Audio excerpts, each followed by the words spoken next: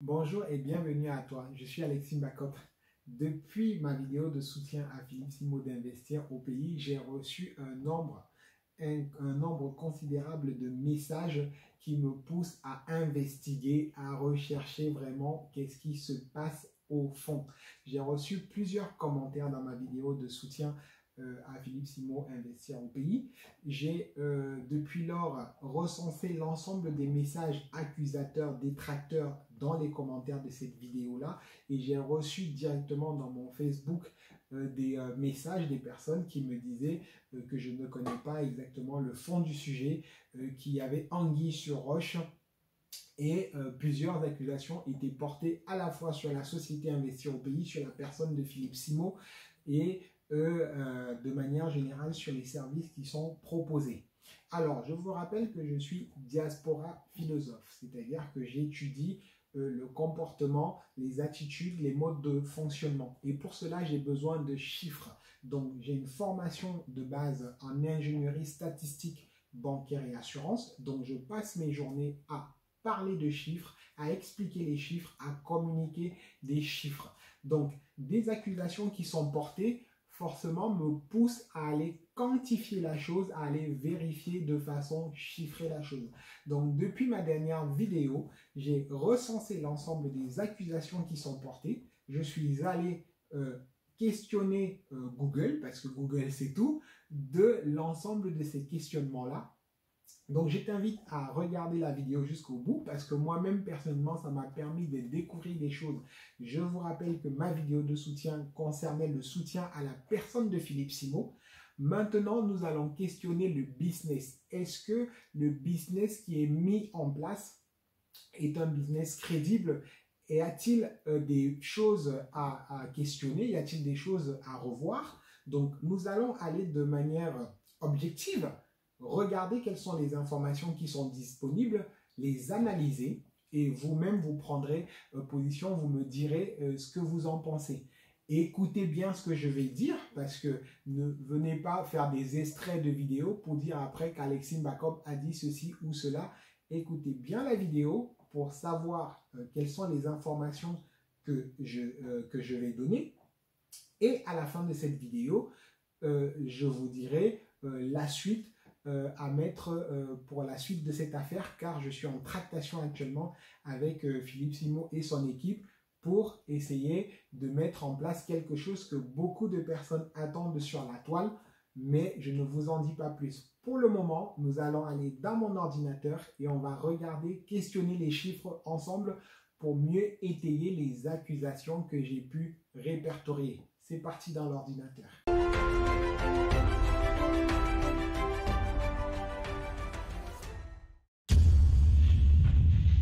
Face ordinateur, j'ai préparé le document en récapitulant l'ensemble des accusations qui ont été portées en commentaire de la vidéo que j'avais réalisée.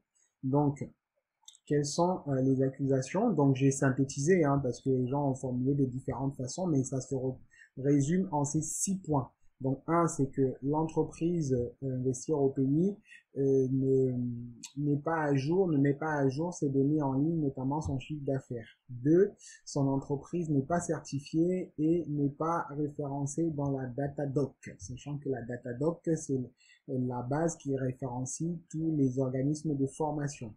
Les formations sont trop chères pour la communauté.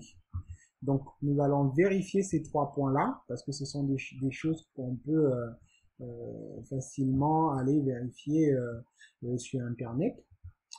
Le point 4, c'est le contenu des formations est médiocre et les étudiants sont déçus. Donc ça, j'ai marqué que je vous rappelle que dans son site, il est annoncé une garantie de réussite.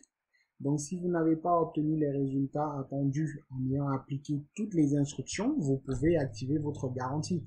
Donc, ce sont des choses qui sont contractuelles. Si vous n'arrivez pas à faire appliquer votre contrat, les clauses de votre contrat entre vous et Investir au pays, vous pouvez porter plainte. Donc, ici, nous ne sommes pas un tribunal, nous sommes des statisticiens qui consultons les chiffres, donc c'est une accusation non vérifiable à notre niveau et donc non recevable. 5. Philippe Simot aurait escroqué des personnes de la communauté. Moi, personnellement, je suis contre toute forme de duperie, d'arnaque. Donc, si cela est vrai, veuillez vous rapprocher des instances compétentes et obtenez gain de cause et venez nous informer des condamnations. Autrement, ce n'est que de la spéculation. On peut en parler, discuter, chacun peut donner son avis, mais ce ne sont pas des choses quantifiables, vérifiables et donc non recevables à notre niveau. Le point 6, Philippe Simot est arrogant, hautain et méprise les autres, c'est un imposteur. Moi, j'ai personnellement échangé avec Philippe Simot, j'ai déjà même consommé les services d'Investir au pays, donc j'ai un avis que je compte donner à la prochaine vidéo. Je compte dans la prochaine vidéo voir avec vous tout cet aspect-là de la personne, du service, la qualité du service et la stratégie d'Investir au pays. Mais tout de suite, l'objet de la vidéo d'aujourd'hui, c'est vraiment de vérifier ces 3 points-là concernant l'entreprise, la certification et le contenu tarifaire des formations. Alors, pour vérifier la légitimité de Investir au pays en tant qu'entreprise, nous allons aller sur Internet. Sur Google, on tape Investir au pays, société, et là on a Investir au pays qui arrive dans le site société.com. On peut ouvrir pour voir quelles sont les informations qui sont publiées. Est-ce que c'est une chiffre est-ce que c'est une entreprise qui est référencée, notamment en France? Donc, qu'est-ce qu'on voit ici? On voit qu'Investir au pays est une SASU, donc c'est une société à action simplifiée. Donc, l'unique associé est Monsieur Simot. Donc, il n'y a qu'une seule personne qui investit, en tout cas, qui est détenteur des actions dans cette entreprise. On a le lieu avec toutes les informations de Sirène Siret, une entreprise qui est soumise à la TVA.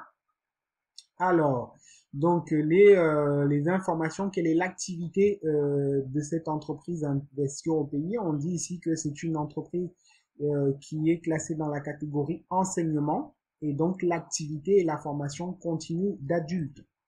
Donc, c'est une entreprise qui prodigue des formations. Donc, l'intitulé est clair. Il lui est reproché, donc, que cette entreprise, ici, ne produit pas son chiffre d'affaires. Donc, les chiffres clés d'Investir au pays, donc, entre 2019 et en 2020, il n'y a rien. On ne connaît pas le chiffre d'affaires, on ne connaît pas le résultat net, donc est-ce que c'est des bénéfices ou des pertes qui sont effectués? On ne sait rien du tout de l'activité financière d'Investir au pays. Donc on ne peut que s'en tenir à ce que Philippe nous dit, de ce que Philippe Simot peut annoncer comme chiffre quand il parle de sa chaîne. Alors ça gêne beaucoup de personnes. Il y a plusieurs personnes qui ont laissé le commentaire en disant que le chiffre d'affaires n'était pas publié. Donc on peut se poser la question de savoir est-ce que les personnes qui veulent voir le chiffre d'affaires d'Investir au pays sont en droit, ont la légitimité de voir ce chiffre d'affaires? Auquel cas, si Investir au pays ne le fait pas, Investir au pays enfreindrait la loi. Donc, est-ce que Investir au pays a l'obligation, est-ce que c'est une obligation manquée, le fait de ne pas publier son chiffre d'affaires et donc son résultat ici? Donc, j'ai tapé la recherche pareil sur Google, on a un résultat toujours sur société, donc le site sur lequel est référencée la société, les entreprises. Alors, on va lire rapidement ici. Donc, j'ai déjà fait le job, je vous épargne toutes les recherches. Donc, au travers de la loi Macron, le législateur souhaite modifier profondément le microscope de l'information financière avec la non-obligation pour les sociétés de moins de 8 millions d'euros de chiffre d'affaires de rendre public leur compte de résultats. Donc là, on voit qu'il y a une loi Macron, donc la loi Macron qui a été publiée en 2016, ici. Donc les petites et moyennes entreprises viennent de gagner une bataille en la matière de confidentialité de leurs informations financières pour les exercices clos à partir de 2016. Elles seront dispensées de publier leur compte de résultats. Donc ça, c'est un article qui a été publié en août 2015. Donc ceci veut dire que depuis 2016, les petites entreprises celle qui du moins a un chiffre d'affaires. Donc, bon, quelles entreprises sont concernées par cette loi? C'est celles qui sont en dessous des deux seuils suivants.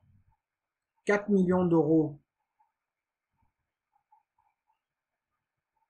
de chiffre d'affaires. Attendez. Non, un bilan, pardon. Vous perdez. Donc, c'est celles qui auront au moins deux des seuils suivants. Donc, pour entrer dans cette loi, il ne faut pas dépasser deux des seuils ici, à savoir un bilan de 4 millions d'euros. Le bilan, c'est de savoir si vous avez gagné plus de 4 millions d'euros. Le chiffre d'affaires, ça c'est tout l'ensemble des recettes, 8 millions d'euros et un effectif de 50 salariés. Voilà. Est-ce que investir au pays, selon vous, a un bénéfice de plus de 4 millions d'euros ou génère plus de 8 millions d'euros de chiffre d'affaires ou à une entreprise ou à plus de 50 salariés? Si investir au pays dépasse tous ces chiffres, alors investir au pays a l'obligation de publier son chiffre d'affaires. Les arguments entendus pour ne pas publier ses comptes. Pourquoi une entreprise ne publierait pas ses comptes? Alors, la première raison, c'est de se préserver contre la concurrence. La deuxième raison, c'est de cacher son profit. La troisième, c'est de masquer sa perte. Et la quatrième, ce n'est pas se dévoiler au marché. Donc, selon vous, pourquoi investir au pays ne publierait pas ces chiffres? Est-ce que c'est pour se préserver de la concurrence? Peut-être les détracteurs, ceux qui sont venus me mettre le commentaire en disant que les chiffres ne sont pas publiés, peut-être ce sont des personnes qui sont concurrents et qui veulent absolument savoir quelle est l'activité financière d'investir au pays pour pouvoir mieux les challenger sur le marché, ou ce sont des personnes qui veulent savoir quel est le profit réalisé, ou peut-être aussi découvrir si investir au pays est une entreprise fabuleuse qui annoncerait faire du bon business alors que derrière il y a des pertes. Donc, quelle est la raison? Pourquoi est-ce que vous voulez savoir quel est le chiffre d'affaires d'investir au pays? Donc, c'est la question que je vous pose et vous pouvez répondre dans les commentaires. Personnellement, de toutes mes entreprises, moi, je ne publie pas de chiffres parce qu'effectivement, je ne souhaite pas me faire dévoiler sur le marché. Donc, moi, je ne publie pas mes chiffres quand on va regarder mes entreprises. Ma question est de savoir, vous qui voulez voir les chiffres d'investir au pays, est-ce que vous publiez vos chiffres? Est-ce que vous qui avez des entreprises, est-ce que on peut aller questionner société, taper le nom de votre entreprise ici et vérifier que vous publiez vos chiffres? Parce qu'il est souvent facile de demander à quelqu'un de faire des choses et soi-même ne pas les faire. Donc, si vous avez des entreprises sur lesquelles vous avez publié vos chiffres d'affaires, vous pouvez aussi nous laisser dans les commentaires. On va pouvoir vérifier cela. En ce qui me concerne personnellement, je ne publie pas mes chiffres d'affaires, je ne publie pas mon résultat, que ce soit en bénéfice ou en perte, et donc je ne vais pas l'exiger de quelqu'un d'autre. Voilà. Le deuxième sujet portait sur le fait que l'entreprise n'est pas certifiée et n'est pas référencée dans la Datadoc. Pareillement, on va vérifier ça. Donc, pour cela, vous allez sur Google et vous tapez est-il obligatoire d'avoir la certification pour produire des formations? Donc, on arrive ici sur le site de l'Institut supérieur de la formation. Donc, ça, c'est l'institut qui forme les formateurs indépendants. Donc, toute personne qui veut se former pour avoir la certification de formateur indépendant peut venir s'inscrire ici et se faire former. Donc, pour pouvoir avoir une entreprise comme Investir au pays qui est classifiée dans la catégorie enseignement formation continue d'adultes, il faut venir s'inscrire sur le site de la DIRECCTE, donc c'est ce qui est dit ici. Alors, on parle communément d'agrément de formation. En fait, il s'agit d'un numéro de déclaration d'activité, donc il faut déclarer son activité. La demande doit être effectuée auprès de la DIRECCTE et contenir en première convention la formation signée par organisme avec un client. La démarche est très simple. Ce numéro de déclaration d'activité est obligatoire pour facturer des prestations et de formation à des entreprises ou des particuliers ou pour un organisme de formation. Donc ça, c'est la déclaration en tant que catégorie. Donc si cette entreprise est classée dans cette catégorie, c'est qu'elle a fait la demande et on lui a attribué un numéro. Maintenant, est-ce que pour avoir ce numéro, il faut être certifié? On nous demande souvent si pour obtenir ce numéro d'agrément de formation, il est nécessaire de produire un certificat formateur. Voici ce qu'on reproche à Investir au pays de ne pas détenir le certificat de formateur. Sur le strict plan juridique, en effet, l'état actuel de la loi, à la suite du décret qualité de 2015, puis la loi à venir entrer en vigueur en 2019, ce n'est pas une obligation. Donc, ce n'est pas une obligation d'avoir un certificat de formateur pour pouvoir être inscrit à la directe. Le certificat de formation, en revanche, il est clair que disposer d'un certificat de formateur facilite cette démarche ainsi que l'inscription dans la Datadoc. Donc, si vous n'avez pas le certificat de formateur, ben, il vous est plus difficile de vous inscrire à la directe et vous ne pouvez pas être répertorié dans la Datadoc. Donc, investir au pays, est-ce que investir au pays a la certification et est-ce que investir au pays est dans la Datadoc? Je suis allé vérifier dans la Datadoc. Donc, vous tapez sur Google liste Datadoc. Donc, la Datadoc, c'est la liste ici dans laquelle on a répertorié toutes les entreprises de formation. Donc, on est bien sur le site data.gouv et on va télécharger cette liste dans laquelle on répertoire toutes les entreprises qui sont organismes de formation certifiés en France. Et je vous expliquerai pourquoi c'est important d'être un organisme de formation certifié. Donc, quand on ouvre ici, donc on a le listing, on a combien d'entreprises en tant qu'organisme de formation. Donc, l'ordinateur est en train de charger. Alors, je peux vous dire déjà pourquoi c'est intéressant.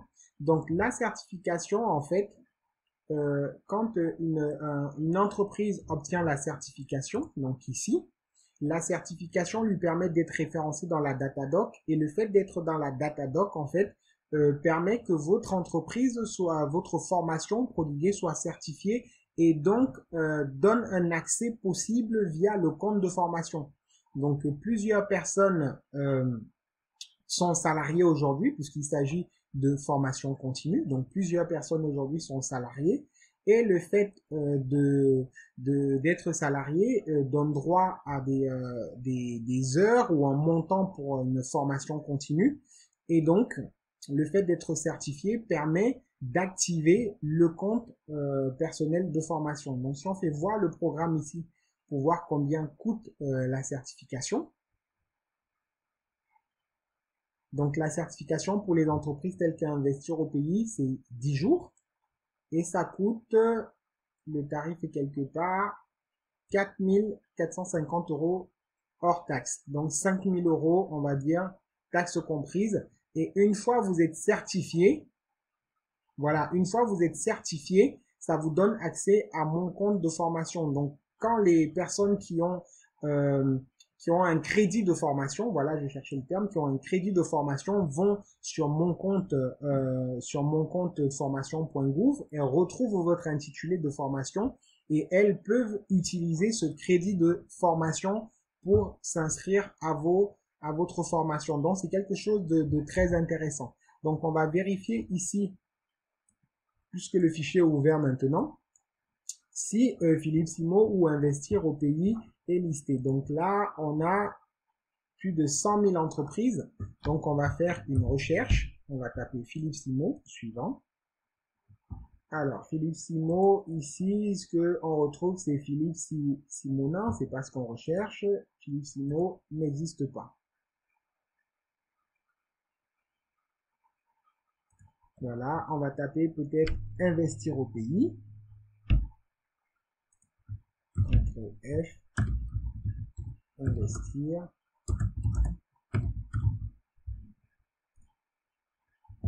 Il n'existe pas non plus.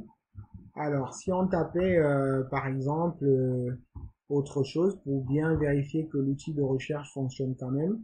J'ai tapé par exemple Ecolab, non, j'ai tapé Ecogom SAS, Ecogom SAS. Donc on se met ici, hop, et là on recherche CTRL F, Ecogom SAS.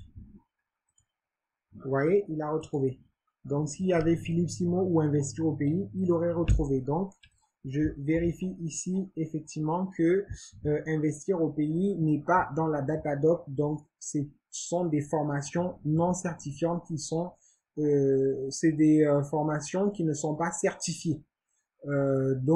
Si j'ai un conseil à donner ici à Philippe Simon et son équipe d'Investir au pays, ce serait d'investir 100 000 euros pour obtenir la certification et de permettre comme ça à plusieurs personnes de pouvoir accéder aux formations via leur compte de formation, car beaucoup de personnes ont des crédits là-dessus et comptent sur ces crédits-là pour se former. Donc, à la question, à l'accusation numéro 2, ici, l'entreprise n'est pas certifiée et n'est pas référencée dans la Datadoc, c'est vrai. Mais, comme on l'a vu, ce n'est pas une obligation une fois de plus. Ici, il est bien dit dans l'institut de formation que aujourd'hui, en l'état actuel, la loi autorise d'être inscrite. Donc, ici, sur le plan strict juridique, en l'état actuel de la loi, et la loi à venir en entrée en vigueur à 2019, ce n'est pas une obligation. La certification n'est pas une obligation. Donc, Investir au pays est en droit aujourd'hui de prodiguer des formations en n'ayant pas la certification. Et plusieurs formateurs sur YouTube ou plusieurs formateurs sur différentes plateformes prodiguent des formations sans cette certification. Mais pour la qualité de service et l'excellence que prône Investir au pays, j'encouragerai fortement Philippe Simon et son équipe à étudier la question afin de pouvoir certifier l'institution pour prodiguer des formations qui seraient accessibles via le compte de formation. Ça aiderait beaucoup de personnes dans la communauté. Alors, donc, ça aiderait beaucoup de personnes dans la communauté. Ça fait une bonne passe sur le coût des formations. Donc, j'ai reçu aussi dans les commentaires de la vidéo plusieurs messages qui disaient que les coûts, les formations chez Philippe Simon sont trop chères, Investir au pays est trop cher pour la communauté. Nous allons vérifier cela.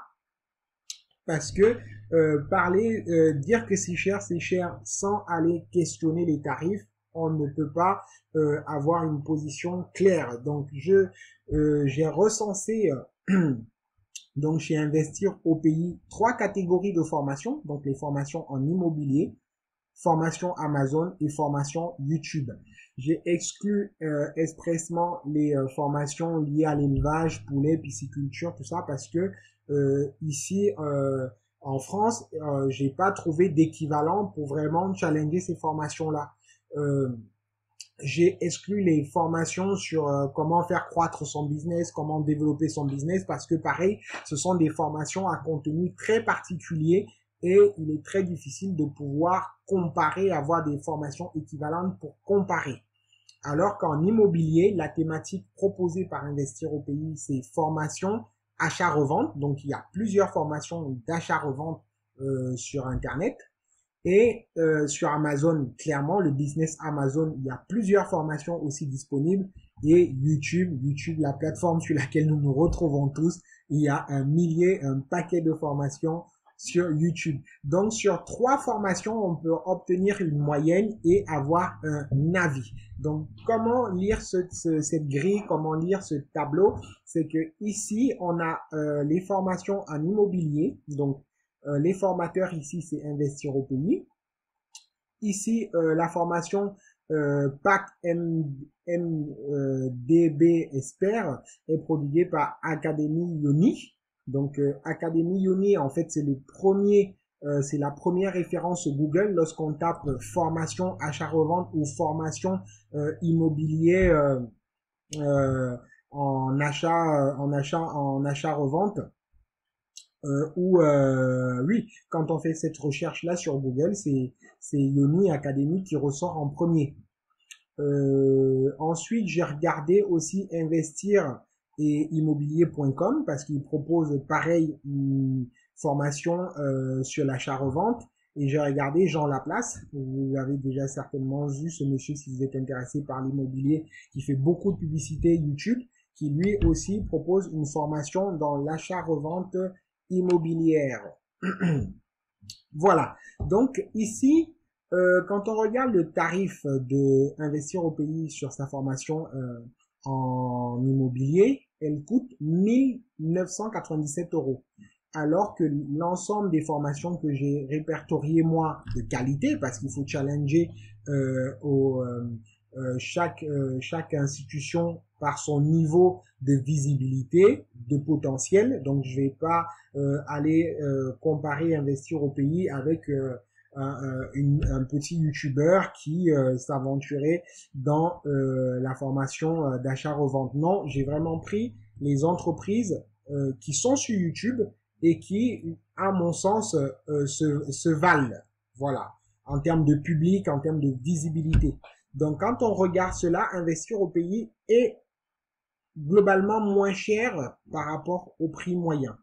Donc, le prix moyen d'une formation en achat-revente serait plutôt à 2747 et investir au pays est à 1997 euros. Quand on regarde la formation Amazon, investir au pays propose une formation à 2999 euros. C'est rouge, ça veut dire que c'est supérieur à ce qui se fait sur le marché. À ça, on compare avec Amazon, avec AMZ de Academy, avec Superseller de Osei TV, avec Amazon de Parlons Business. Bon, celle-ci, elle est aux US, mais bon, je l'ai mis.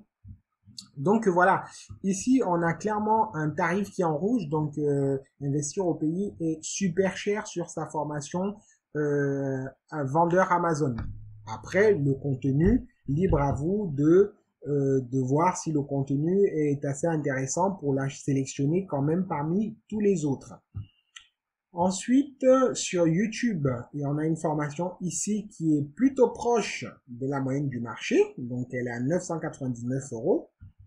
Donc ici, on la compare à Développe ta chaîne YouTube de formateurs pour les pros, Osei TV, Web Marketing Frenchy, donc qui propose des formations YouTube à ces prix-là. Et on a un prix moyen qui est à 1023 euros, tandis que investir au pays est à 999, donc plus moins cher que la moyenne du marché. Alors, au final, est-ce que investir au pays est plus moins cher ou plus cher que les autres?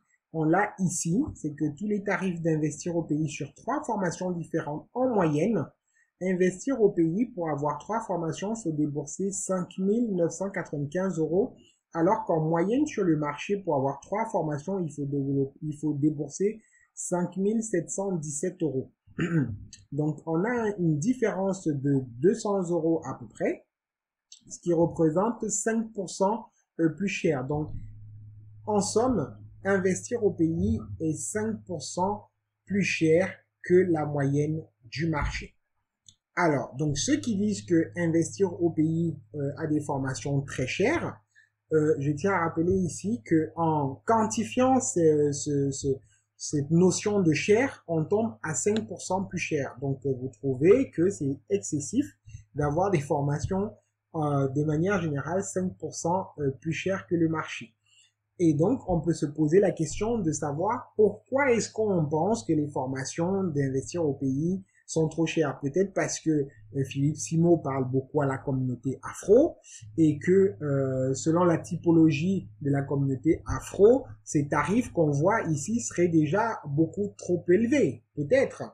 Mais questionnons Philippe Simo lui-même pour savoir à qui est-ce qu'il compte vendre ces formations-là, c'est-à-dire quelle est sa cible, quel est le profil, et j'ai déjà eu pendant un live écouté Philippe Simo décrire sa cible. Donc écoutons ensemble quelle est la population, quelle est la cible à laquelle Philippe Simo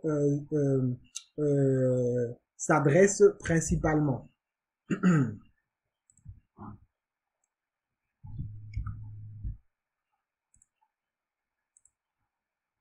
Donc, on va faire quelque chose de simple. Je vais vous partager mon écran et on va aller sur un site de simulation tout de suite. Ça va être pratique.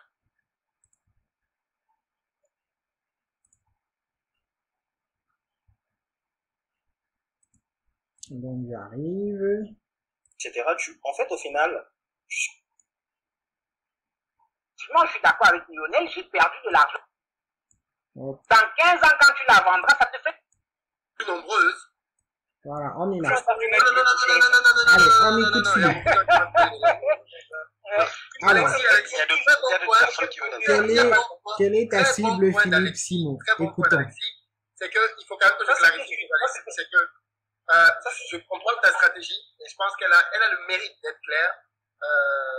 Mais il faut reconnaître que l'ultra majorité de mon audience, ce sont des jeunes cadres qui ont eu des fonctions, c'est généralement des JCD, jeunes cadres entre 25 et 45, parfois 50 ans. C'est vraiment la grosse tranche dans laquelle tu as mon audience. Et généralement, cette catégorie-là a les moyens pour acheter. Et parfois a déjà acheté ou est en voie d'acheter. Donc, je ne suis vraiment pas dans la catégorie dont tu parles, qui est la plus nombreuse de ces personnes-là, effectivement, qui sont bien souvent dans les HLM. Mais vu le raisonnement que tu apportes, c'est un argument qui tient clairement la route. Clairement. Mais je tenais quand même à préciser que par rapport à mon audience, c'est pas les gens que tu vas retrouver ici en majorité. Dominique. Voilà, donc ce que dit Philippe Simon, c'est que lui, son audience est principalement, donc son audience, donc c'est les personnes à qui il va proposer ses services et ses prestations.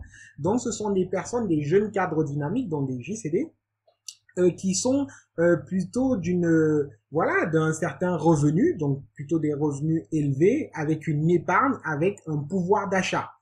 Donc, est-ce que vous vous retrouvez déjà dans cette catégorie de personnes? Si vous ne vous retrouvez pas dans cette catégorie de personnes, c'est logique que vous trouvez en fait les formations trop élevées, même si ce n'est que 5% plus cher. Donc, il faut déjà comprendre à qui est adressée ces formations. Si vous êtes dans la cible, normalement, vous ne devrez pas trouver que les formations sont chères, même si c'est 5% plus cher que le marché. Après, si vous n'êtes pas effectivement dans la cible, là, il est clairement évident que vous allez trouver que c'est trop cher, puisque même déjà le marché en lui-même est cher. Voilà. Donc ça, c'était le troisième point. Je passe à la conclusion. Donc, les différents points qui ont été abordés, ce sont les trois premiers points. Donc, investir au pays est une entreprise déclarée, une SASU. Donc, on a vu que c'était une société anonyme. C'était une société avec un seul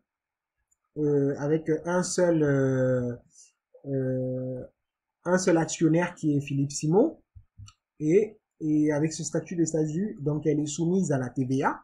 Donc, on a vu ensemble que l'entreprise n'a aucune obligation de publier son chiffre d'affaires, puisque c'est une PME qui, normalement, a un chiffre d'affaires de moins de 8 millions d'euros. Sauf si vous pensez que investir au pays produit plus de 8 millions d'euros de chiffre d'affaires. Ça, c'est déjà un indicateur.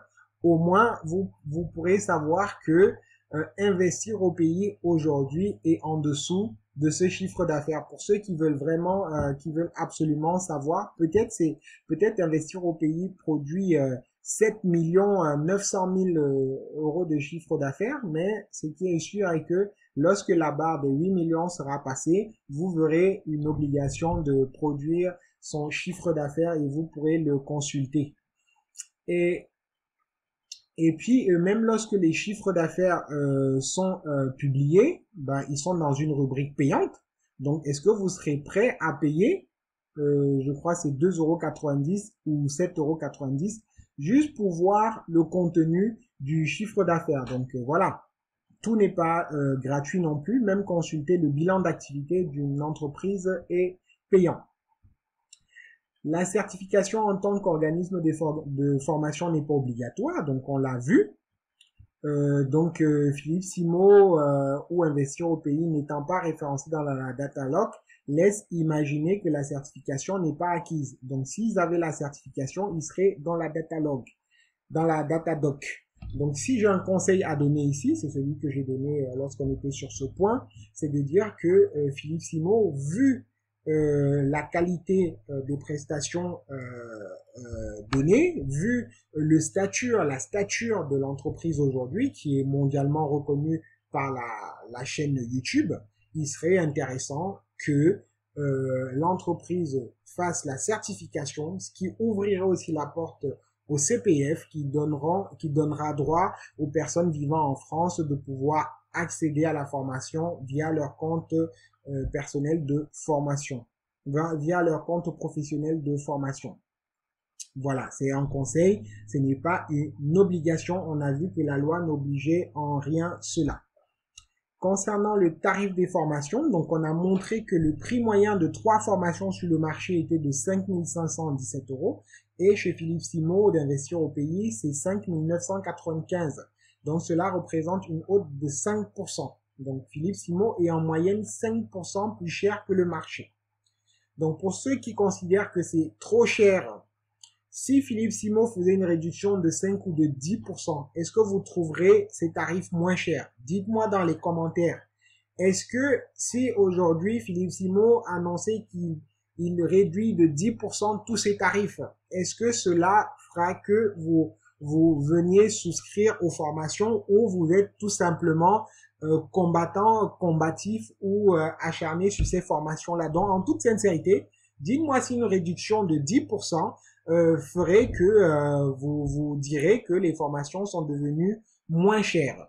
Parce que tout est à quantifier. Quand on parle de cher, il faut dire à combien c'est cher. Et quand c'est moins cher, il faut dire à combien c'est moins cher.